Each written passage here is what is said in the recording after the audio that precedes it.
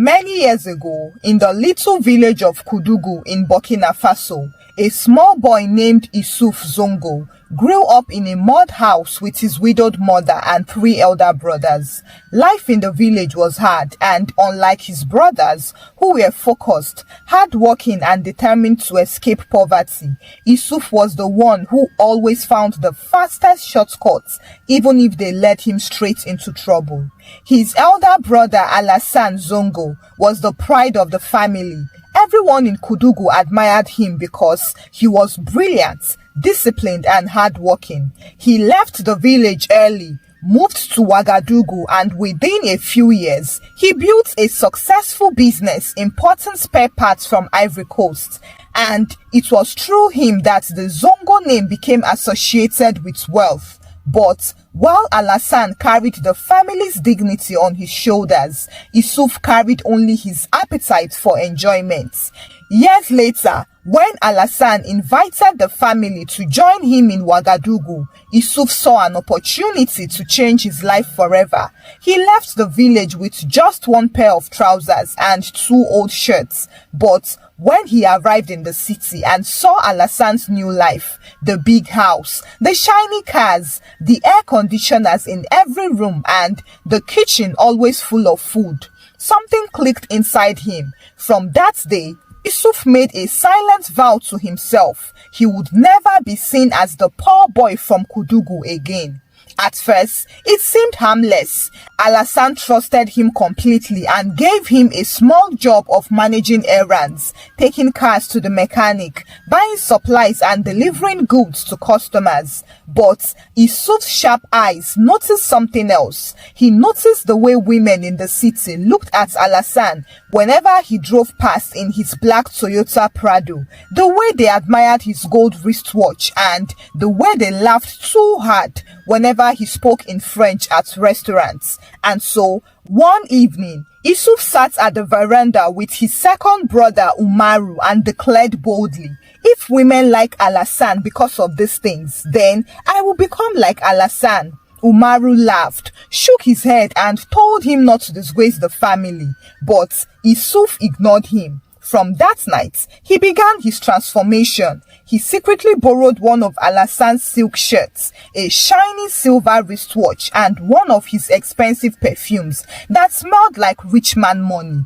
Then, he went into town practicing the slow, deliberate walk he had seen Alassane use whenever he visited the bank. The first time he tried it, the perfume made his head spin and the tight shirt squeezed his ribs. But when 2 young ladies giggled as he passed by, Issouf knew he was on the right track. Over time, he mastered the art of pretending to be a big man. He learned to speak slowly but confidently. He learned how to sprinkle little French phrases into his sentences and to wear sunglasses even at night. Whenever he borrowed Alassane's car, he lowered the window, adjusted the steering carefully, and drove slowly through busy streets so that everyone could see him. By the time he turned 28, Issouf had built a new identity in Ouagadougou as the charming, wealthy bachelor from the famous Zongo family. And that was how Awa Sawadogo entered his life. Awa was a beautiful young woman from a respectable family. She was raised by her mother Fanta, who had one dream: to see her daughter marry rich. Awa had grown up hearing her mother say, "My daughter, poverty is not your portion. If a man does not drive a good car, don't even greet him." As a result, by the time he turned 24, Awa believed deeply that her happiness depended on finding a man who would provide the soft life her mother never had. She met Issouf on a Saturday evening at a mutual friend's birthday party. That day, Issouf had gone all out. He borrowed Alassane's white Lexus SUV, sprayed himself with the last drop of Alassane's imported perfume, and wore an expensive designer shirt, carefully chosen from Alassane's closet, of course. When he walked into the venue, the lights caught the gold-plated watch on his wrist, and his confident smile completed the charade. Awa noticed him instantly but pretended not to. She was sitting at a corner table with her best friend Miriam, taking orange juice and scrolling through her phone when Miriam nudged her. Awa, see that tall fine man coming in. Look at his watch. Look at that car key. That's his money walking on two legs. Yusuf spotted Awa at the same moment. He had learned a powerful lesson about city women, which was to approach them slowly, smile calmly, and speak softly because the illusion of wealth begins with confidence and not cash. He walked over, bent slightly, and said in smooth French, "Bonsoir, mademoiselle. You are the most elegant woman in this room tonight." Awa blushed so hard that she forgot to breathe for 3 seconds. Miriam kicked her under the table and whispered, "Say something before this rich man walks away." And that was how it started. From that night, Yusuf turned on his full magic. He took Awa out for expensive dinners. Well, always at Alassan's expense. Showed up in different cars, none of which were his. He talked about international contracts and import deals that only existed in his imagination, but Awa believed every word. Within weeks, she was convinced she had found the husband of her dreams, but Miriam was more logical, so she asked Awa questions like, "Have you seen his house? Does he have staff? Why does he always say I will call you back after 10 minutes whenever you ask about business?" But Awa waved off her doubts. "Miriam, rich men are always busy. Stop thinking like a villager." Yusuf continued this way for months until one evening when he took Awa to an expensive dinner at a restaurant. He knelt down dramatically, pulled out a small velvet box containing a shiny diamond ring and smiled. "Awa, ma chérie, will you make me the happiest man in Burkina Faso and be my wife?" Awa screamed for joy and nodded, "Yes." And just like that, the countdown to the wedding of the year began that very moment. Awa's mother, Fanta, nearly fainted from excitement when she heard the news. She clapped her hands hard and screamed for the entire compound to hear. "My daughter has done it. We are entering the Zongo dynasty. No more poverty in this family. God, I told you I am your favorite child." From that day, Fanta became the unofficial wedding project manager. Personal hype woman and financial consultant all rolled into one. She called every distant cousin, every neighbor, and every secondary school teacher who ever scolded Awa just to tell them, "My daughter is marrying money itself. You people should come and eat wealth that day." Meanwhile, Yusuf, the self-proclaimed wealthy businessman, was secretly panicking because he had no savings, not even enough to buy the engagement ring he proposed with. The ring actually belonged to Umaru's ex-girlfriend, who returned it after breaking up with him.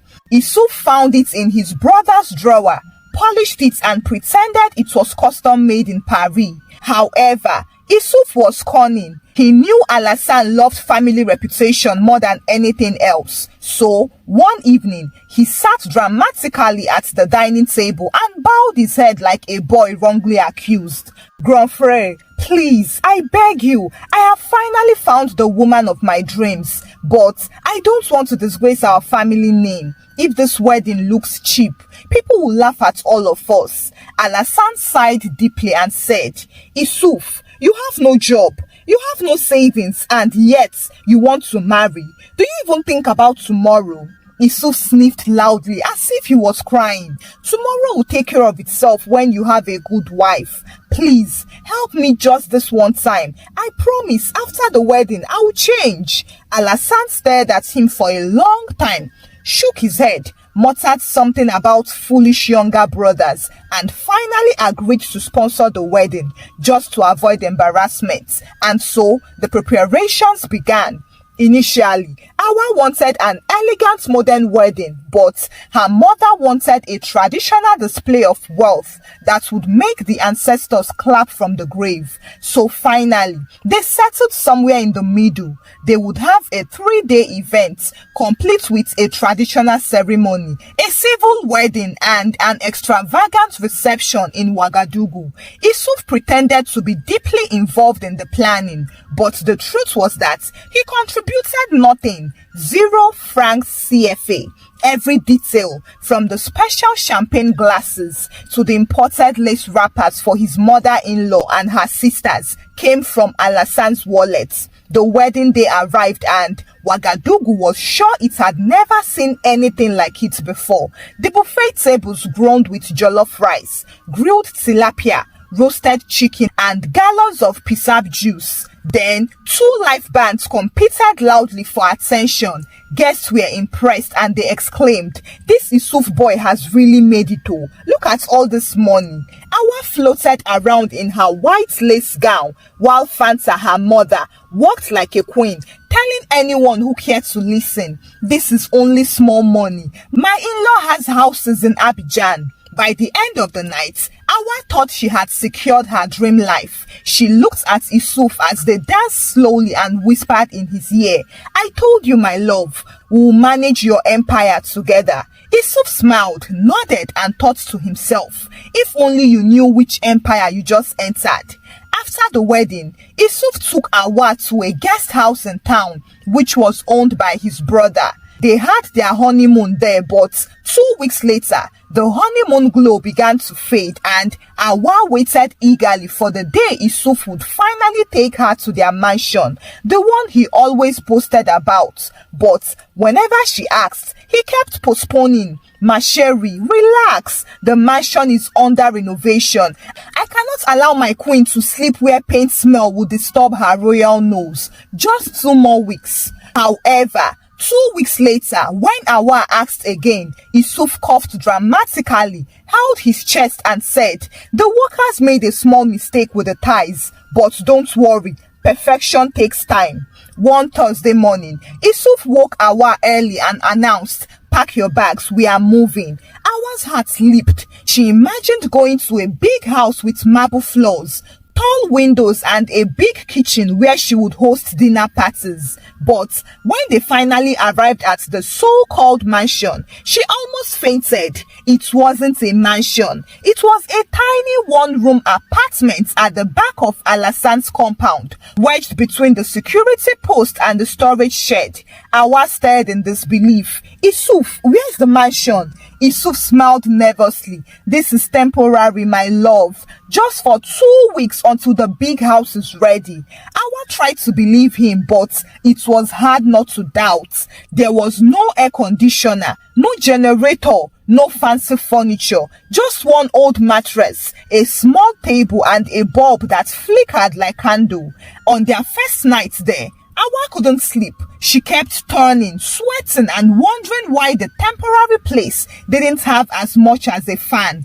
Unfortunately, that night, she heard laughter outside. 2 maids were gossiping loudly. "So, this is the new madam, the one who married our errand boy." The other maid laughed. "Yes, so she thought she married a rich man." Unknown to her that Issouf is the one we usually send to buy cement and fix tires for Alassan. Awa froze. Errand boy? No, it couldn't be true.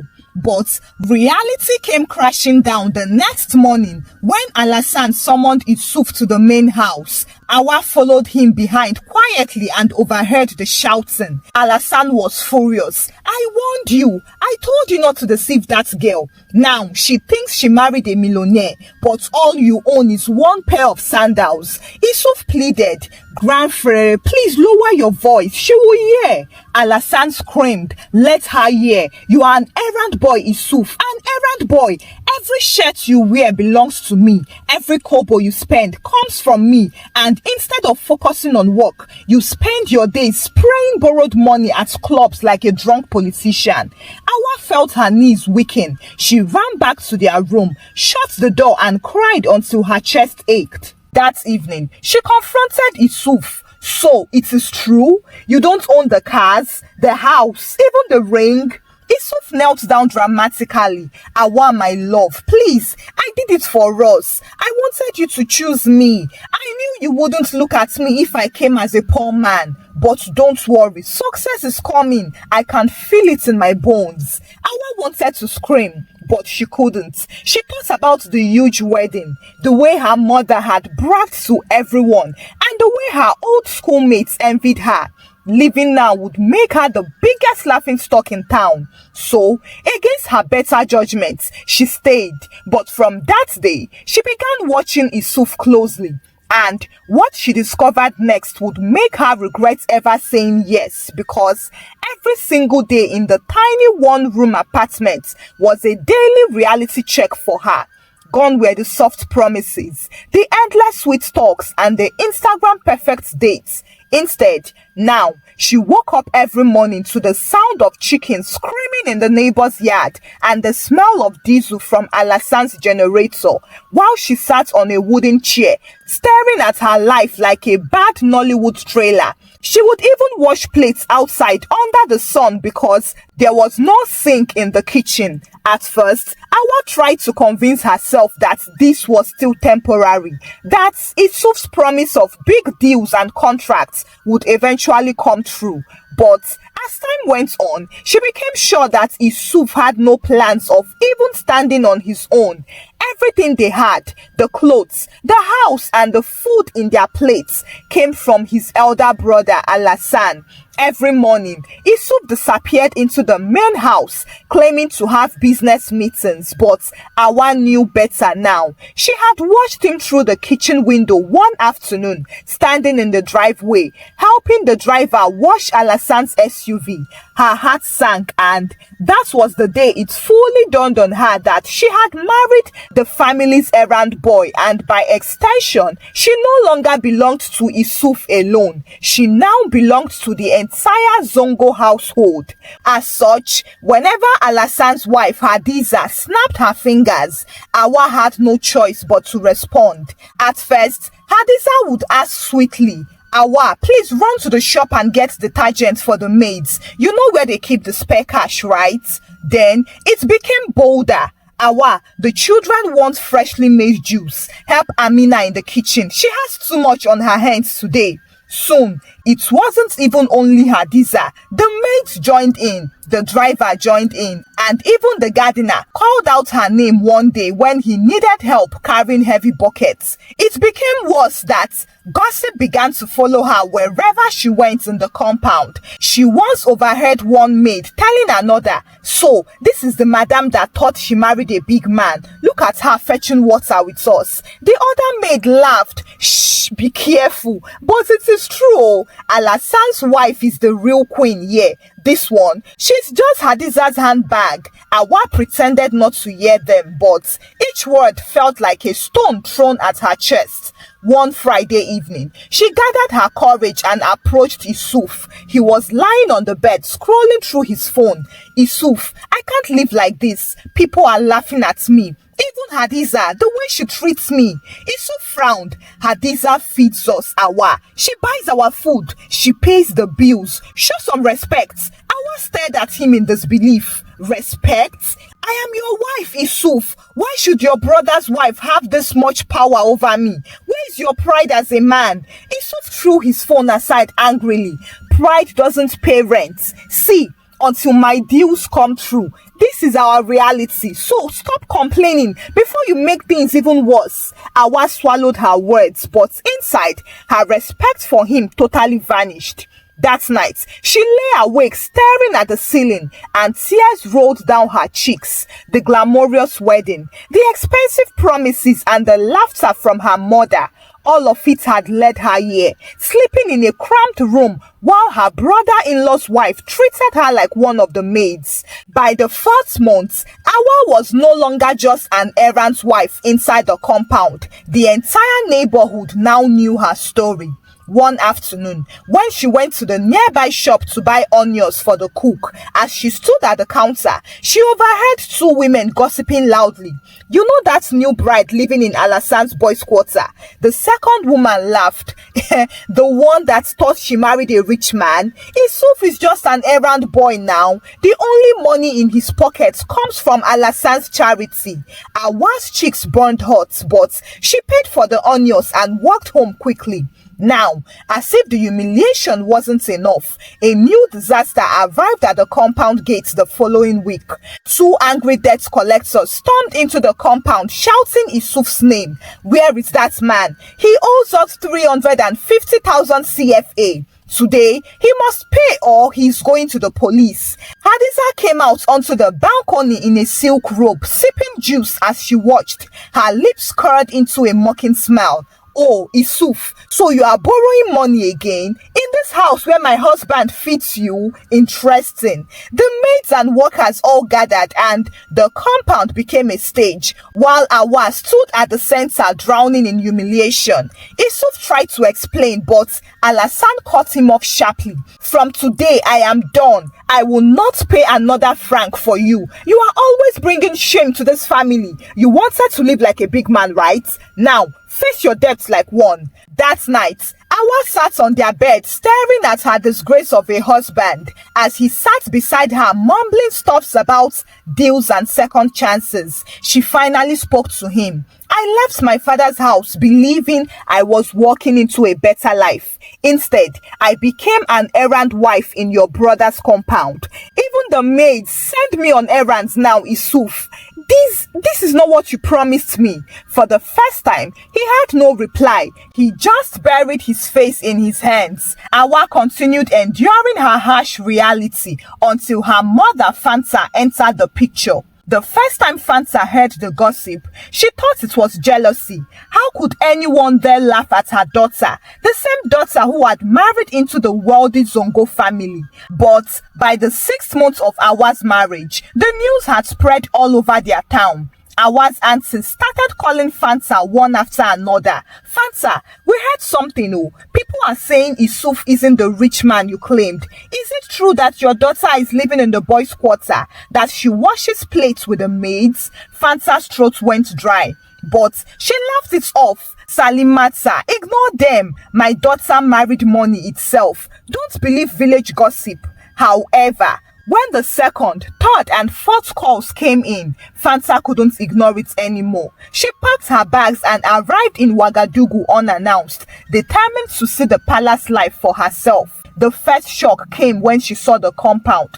Awa was standing outside, bent over a bucket, scrubbing clothes with bare hands. The moment Awa looked up and saw her mother, she froze in slow shame. Fanta dropped her handbag instantly. Awa, what is this? Why are you washing clothes? Where is your maid? Awa swallowed hard. Mama, there is no maid. I do everything myself. Fanta's chest rose and fell as she scanned the compound. The boys' quarters where Awa lived stood small and lonely behind the grand main house where Alasan and Hadiza lived like royalty. Before Awa could stop her, Fanta stormed into the main house angrily.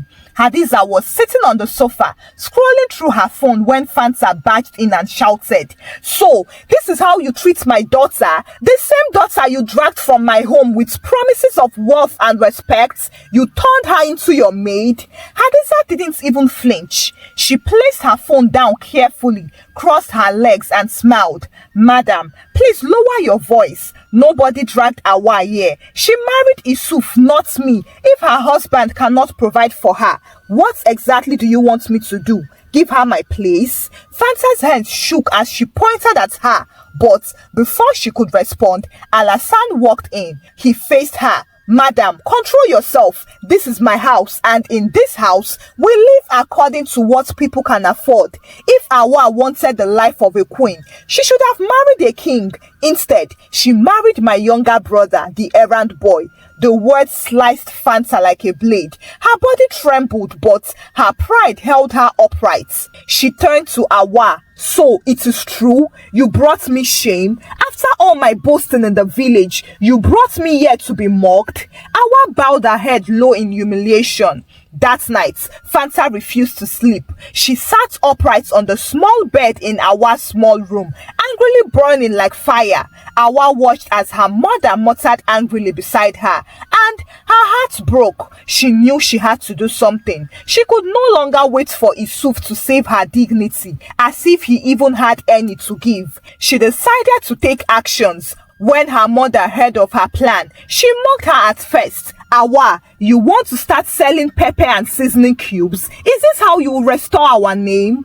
But Awa ignored her and started anyway. She would no longer spend her nights crying. Before, she would cry every night into her pillow, while Isuf slept like a man without shame. She cried for the life she thought she was entering, for the dignity she had lost, and for the way Hadiza, her brother-in-law's wife, clicked her fingers and sent her on errands like a housemaid. But never again. And so, while Isuf spent his days running errands for his elder brother Alassane, fixing tires, delivering business documents, and following drivers around, Awa started something small and secret. She borrowed 30,000 CFA from Miriam, her childhood friend, and began buying kitchen spices and ingredients from the local markets in bulk. She would then package them neatly and sell them online through an Instagram page she created called Awa's Kitchen Baskets. She didn't tell Isuf about this, and every sale she made, she saved it into a hidden mobile money account under a fake name,